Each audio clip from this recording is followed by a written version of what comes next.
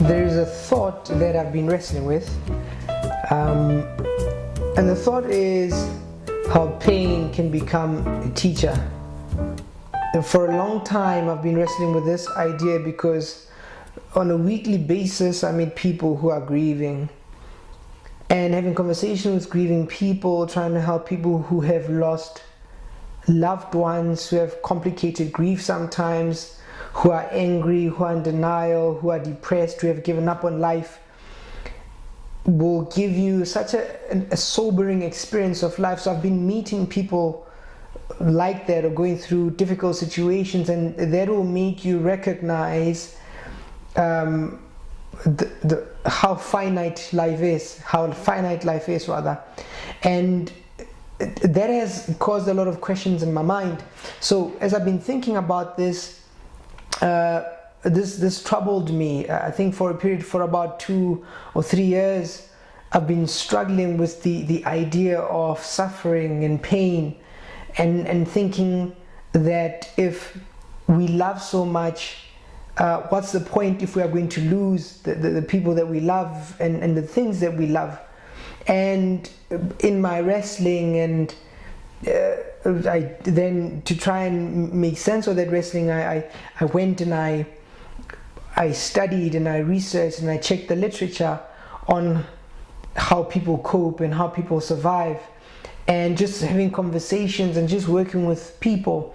Then I've come to the conclusion that pain is a part of life and suffering is inescapable, that even the great faiths, great thinkers, different paradigms of understanding the world have to contend with this idea that suffering is inescapable. And if that is the case, how is it that we live?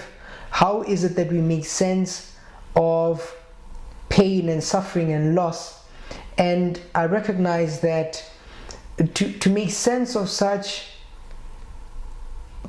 pain or such a condition, one needs to learn how to have a conversation with pain. The difficult things will come our way. However, when they do come, it is to our benefit if we learn how to process those, how to have conversation with pain, how to work through those, because they are painful circumstances and situations are part of life. And if we learn how to deal with them, if life can punch us across the mouth and kick us in the face and we are able to take it, then we are able to stay the course. If we have certain goals or certain missions in life, that we are able to learn from pain, that when we lose, when we are in pain, we are able to learn from that, because we don't have almost any other choice.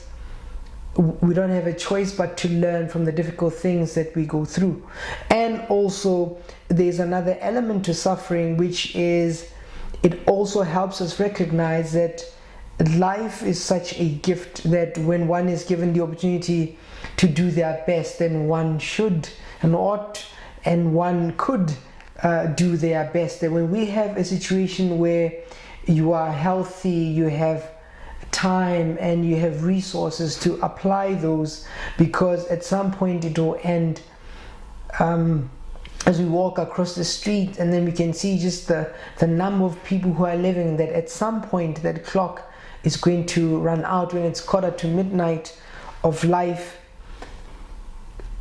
we don't necessarily need to panic, but to realize that life is precious.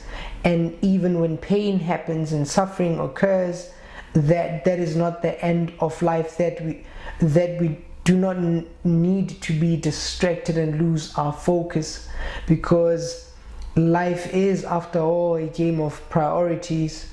What we pay attention to will grow, and what we ignore will die.